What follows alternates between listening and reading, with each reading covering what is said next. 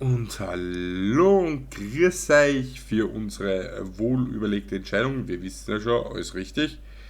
Wir sind einfach gut. Das müssen wir uns alle eingestehen. Wir sind gut. So, wir bestätigen die Entscheidung und werfen uns in den nächsten Fall. Ja, wir sind einverstanden mit dem Fall. Achso, das habe ich vergessen, das kann man ja noch nachschauen. Ja, Spiele in dem Fall, Lösung für den Fall 74. Moralische Entscheidung 68. Fortfahren.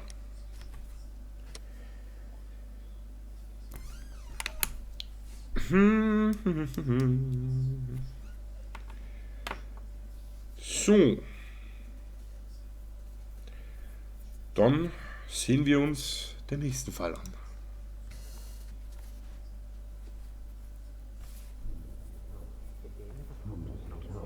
Into your clothes, not a word.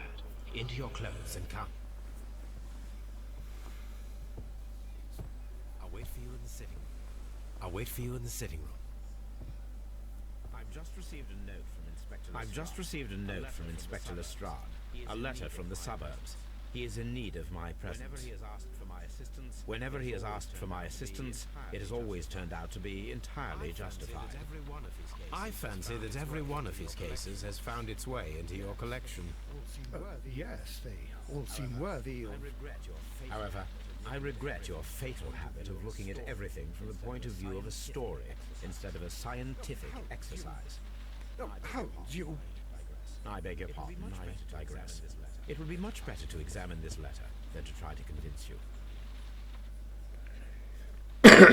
Und somit sind wir schon wieder da. Und ist noch da? Ja, ist noch da. Warum wir ausgerechnet die anschauen können, unglaublich. Ah, schau. Tobi! I agree with you, Toby, that Watson's shoe is preferable to Mrs. Hudson's cold cuts. The letter is on the table, Holmes. You should take a look. Jetzt stress mich nicht. Erstens habe ich keinen Stress und zweitens habe ich Besseres zu tun gerade im Moment. Ich weiß zwar nicht was, aber The letter is on the table. ja, The letter is on the table, Holmes. rein aus Protest tue ich jetzt irgendwas anderes. Ich weiß noch nicht was. Ah ja, genau. Schauen wir mal da den Brief an. Das können wir ja einmal machen. Nehmen. So, ein erschütternder Skandal in der High Society. Der berühmte und begnadete Archäologe, der Stolz unserer Nation, Sir Rodney Bandcliffe, wurde ermordet, aufgefunden. Das Verbrechen ereignet sich in den Thermen in Strad Lane, an jenem Ort, an dem der Archäologe seine neueste Ausgrabungsarbeiten begonnen hat. Das eigentliche Schockierende an diesem barbarischen Mord ist die Tatsache, dass er von Sir Rodneys früheren Freund und Partner Principal Blinkhorn verübt wurde. Für dieses Verbrechen kann nichts als die Todesstrafe in Frage kommen. Ja, kann hin und wieder beschissen enden. So, yay, ein goldener Dollar. Yay. Also Silberreproduktion. Schade. Den kann man wahrscheinlich ins Museum geben müssen. So, wir schauen uns den Brief an. Welchen Brief? The letter is on the table, Holmes. Auf dem You should Table. take a look. Wo auf dem Table? Auf den Table. My analysis table. Ja. My analysis table. It is useful. The letter is on the table, Holmes. Auf welchem? Achso, auf dem Tisch wahrscheinlich, oder? Ja, siehst es. Wir nehmen uns den Brief mal vor. Baker Street, London, Sherlock Holmes. I can tell from Lestrade's handwriting that he was in a hurry when he wrote this letter. A wax seal with the monogram EB. EB. A wax seal. Jo. A wax seal. Mhm. The Brackenstall family coat of arms. The Brackenstall family coat of arms. Okay. Abigail Grange, Marsham Kent, 33. Aha. Mein lieber Mr. Holmes, es würde mich sehr freuen, wenn Sie mir unverzüglich bei einem Fall zu Hilfe kämen, der höchst bemerkenswert zu werden verspricht. Die Sache liegt ganz auf Ihrer Linie. Bis auf die Befreiung der Lady werde ich dafür sorgen, dass alles genauso bleibt, wie ich es vorgefunden habe. Doch bitte ich Sie, keine Sekunde zu verlieren, da Sir Eustens nicht lange dort wird liegen bleiben können. Hochachtungsvoll, Inspektor Lestrade. Okay. Ja, dann machen wir uns auf den Weg. So, what is it, Holmes? Promising, as always, it appears to be a case of murder. So you believe that Sir Eustace is dead? I should say so. Lestrade wouldn't have sent for me for less. His writing shows considerable agitation, and he is not an emotional man. These people belong to high society. The quality of the writing paper, the EB monogram, their coat of arms. The crime was committed before midnight. How can you possibly, Holmes? How can you possibly tell? Well, it is all thanks to Lestrade. He wrote his letter at 3:30 in the morning. Imagine the chain of events before that. The local police had to be called in. Scotland Yard was notified. Lestrade himself had to make haste there, and finally compose the letter he sent to me. All of that makes for a fair night's work. It makes sense. Lestrade also speaks of the woman he released. That seems to indicate that she had been held somewhere during the crime. Much time has been wasted. Let us find a cab and go to Abbey Jawohl. Grange immediately. I live in hope of an interesting morning. So, dann schauen wir uns das Ganze mal an. Ab. La. Wir schauen einmal, ja, bla bla bla, ist nichts Neues. Jo, wir sind ja jetzt gerade erst auf der Suche und wir sehen uns das Ganze ganz genau an. Meine Güte, war das jetzt ein blöder Satz. Aber wurscht. Bam. Whoa, fish. Mr. Holmes and Dr. Watson, here you are. I'm very glad that you have come, but perhaps I should not have troubled you after all. And why is that? Lady Brackenstall has come to her senses, and she has given so clear an account of the affair that there is not much left for us to do. You remember that Lewisham gang of burglars? What, the three Randalls? Exactly. The father and two sons. It's their work. They stole a silver service, which is of great value. Sir Eustace Brackenstall is dead, then? Yes. His head was knocked in with his own poker. A violent act of aggression. Yes, the poor lady. She has had a most dreadful experience. She was tied to a chair. But I think that you would best see her and hear her account of the facts. She's in the morning room with her maid, Teresa Wright. Where is the body of the deceased? In the dining room. We haven't touched any. All right, I'm going to examine it. Very good, Watson. Naja, wir schauen uns vorher mal da alles um. Untersuchen. Baron Lyndon Brackenstall. Okay. Lord Ramsay Brackenstall. Lord Ramsay Brackenstall. Lord Brigham Brackenstall. Brackenstall. Lord Brigham Brackenstall. Sir Warthen Brackenstall. Sir Okay. Warthen Brackenstall. Lord George Brackenstall. Lord Okay. George Brackenstall. The Brackenstall family seems... Ja, da geht's einmal. Geht's auch noch eine. Okay. Jetzt stress mich nicht. Wo geht's da hin? Ja, jetzt stress mich nicht. Ich gehe ja schon. Meine Güte, Nervensäge. Ladies, allow me to introduce myself. My name is Sherlock Holmes. I'm assisting Inspector Lestrade in this investigation. Mr. Holmes, I am the wife of Sir Eustace Brackenstall. We were married only a year ago. I am sorry for your loss. Please accept my deepest condolences. I suppose that it is no use my attempting to conceal that our marriage has not been a happy one. I fear that all would tell you that, even if I were to attempt to deny it.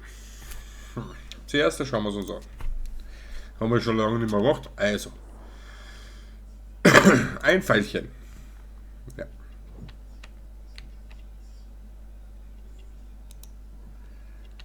Blasse Wangen.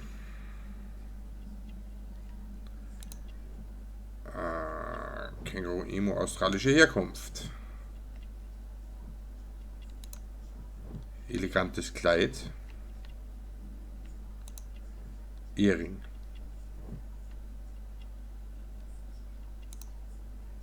Alte Verletzung. Okay. Was ist geschehen? Can you describe to me the events of yesterday evening? Is it really necessary? I have already told Inspector Lestrade all that happened. Yes, madam, it is. I will tell you then. Sir Eustace retired about 10:30. I sat in this room until after 11, absorbed in a book. Before I went upstairs, I entered the dining room to fetch a candle and... Please. Oh God. Please, go on. As I approached the French window, I found myself face to face with an elderly, broad-shouldered man who had just stepped into the room. Close behind the first man, I saw two others. One of them struck me a savage blow with his fist and felled me unconscious to the ground. And then? When I came to myself, I found that they had secured me tightly to a dining room chair. It was at that instant my unfortunate husband entered the room. He fought with the intruders? Yes, I think he had heard them, for he was holding his stick. But they were three, and he eventually succumbed. One of them, the elder one, struck him a terrible blow with the poker. I fainted once more. When I opened my eyes, they had withdrawn. Then my brave Teresa came to my assistance.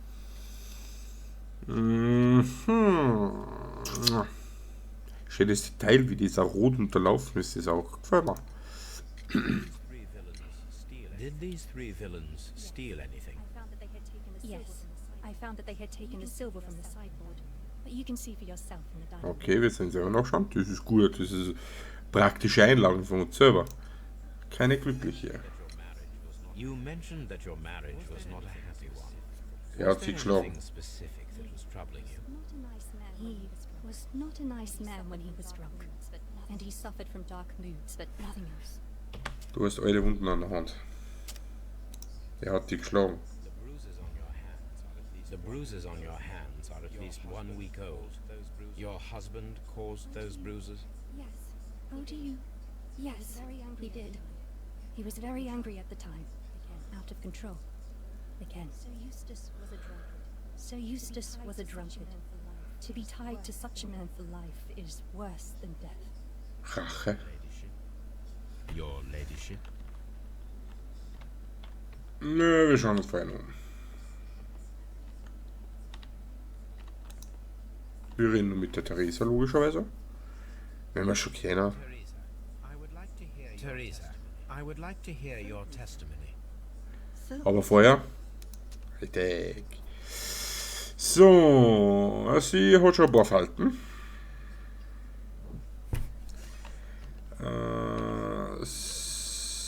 Sie arbeitet dahinter, also mit Spielen und so.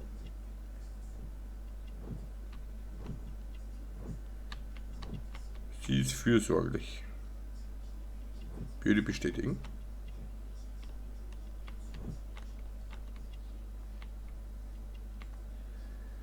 Irgendwas fällt mir noch.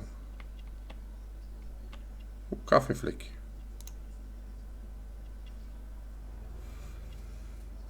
Wie gut ich bin. So, was ist jetzt noch passiert, Baby?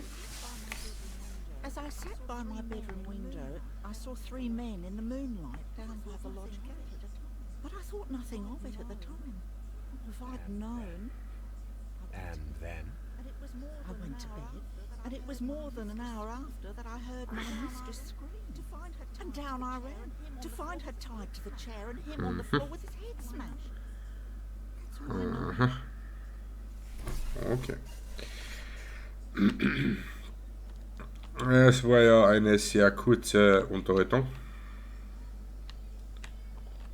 Wir untersuchen mit dem kleinen Tisch. Ein Foto. This photograph of Lady Brackenstall and her maid Teresa was taken at a port, but which one? Man kann Bilder immer auch machen. Zack, zack, zack, zack. Weg damit. So the lady and her maid came from Australia a year and a half ago on this ship. Ist schon geklaut. Wir nehmen alles mit. Also das war's schon. Okay. trapper's hut. Kann man da auch was anschauen? Nein. Vielleicht ist es noch relevant für den Fall. Ah, schau, das da haben wir noch ein Tischchen. Die New York Times. Na, das Familiengeschäft läuft. Die Randall-Bande ist wieder unterwegs. Vor weniger als 2 Wochen ist die berüchtigste Einbrecherfamilie, die als die Randall-Bande traurig Berühmtheit erlangen hat, mit einem brutalen, aber leider erfolgreichen Einbruch in eines der wohlhabenderen Häuser in Sydenham wieder aufgetaucht. Die Polizei ist dem Verbrechen bereits auf der Spur, allerdings wurde bisher keine Einzelheiten der Tat genannt. Auch nicht der Name des Opfers. Ein Zeuge konnte zu allen 3 Männern genaue Personenbeschreibungen abgeben, was der Polizei sicherlich die Möglichkeit geben wird, ihr Profil dieser Familie von Ganoven zu vervollständigen. Wir nehmen uns die Freiheit, unsere geschätzten Leser über diese gemeingefährliche Bande zu informieren und ihnen die aktuellste Beschreibung der 3 Verbrecher zu geben. Die Bande ist schon seit geraumer Zeit aktiv und besteht aus einem Vater und seinen 2 Söhnen. Das älteste Mitglied, Jack Randall, ist ein Mitte 40er mit bereits ergrautem Haar sowie von durchschnittlicher Körpergröße und Statur. Als derjenige, der bei den Einbrüchen die Fäden zieht, behält er stets die Kontrolle über seine Söhne, die sich zwar altersmäßig nicht sehr unterscheiden, vom Aussehen her dafür umso mehr. Der ältere Sohn, William Randall, ist ein großgewachsener, breitschultriger Mann mit einem unverhältnismäßig kleinen Kopf. Sein jüngerer Bruder Malvin ist deutlich schmächtiger und wird als dünn wie eine Bohnenstange beschrieben. Die Bande wird nicht nur wegen zahlreicher Diebstahls- und Einbruchsdelikte gesucht, sondern auch wegen ihrer außerordentlich brutalen Piratenkarriere, bevor sie nach England zurückkehrten. Seien Sie auf der Hut und mögen Ihre Wertgegenstände sicher sein. Was ist das für eine Aussage? The description of the Randall gang provided by Lady Brackenstall is identical to the one in the Verdächtig!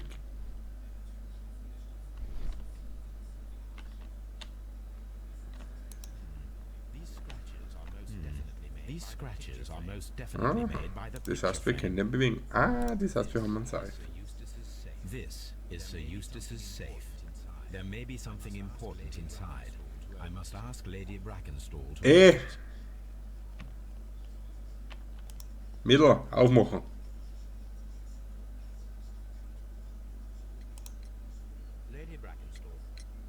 Lady Brackenstall, could you open this wall safe? No, it is my husband's safe. I do not need a combination. We have to open it. Your ladyship. Okay. Ladyship. Let us try to open this safe. Let us try to open this safe. This safe can be cracked. I only have to pay attention. The dial will vibrate when it is set to the correct number.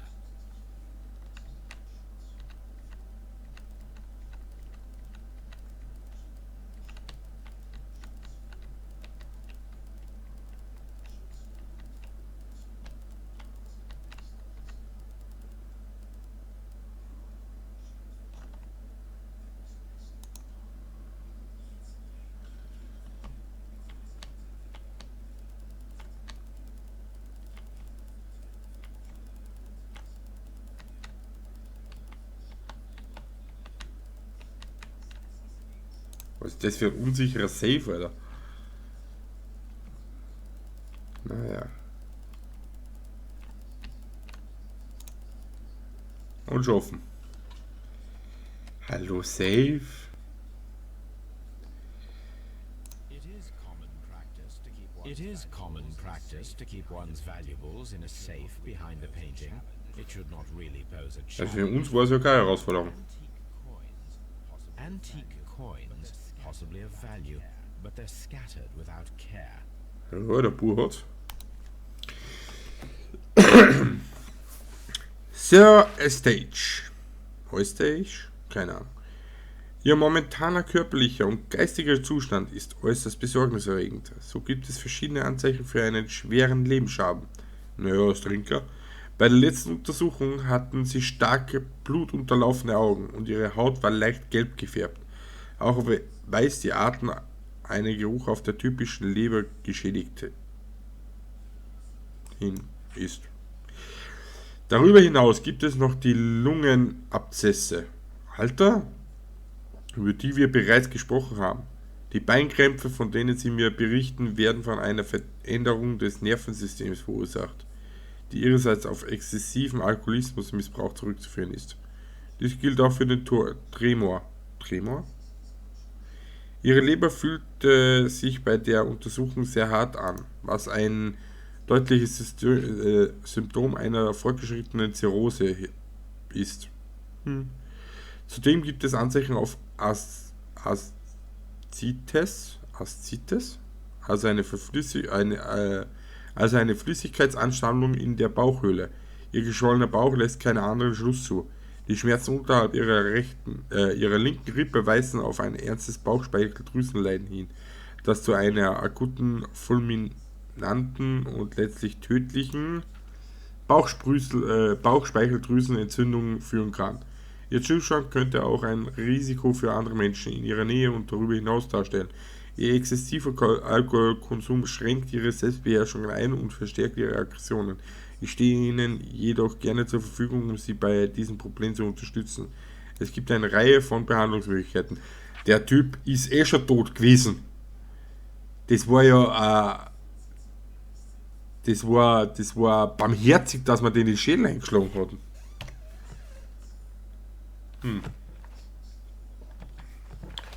Alles klar, dann gehen wir mal ins Esszimmer. Yay, Tür auf. Hallo. So. Aber, bevor wir jenes tun, sage ich danke fürs Zusehen. Und wir sehen uns höchstwahrscheinlich in der nächsten Folge. Danke und tschüss.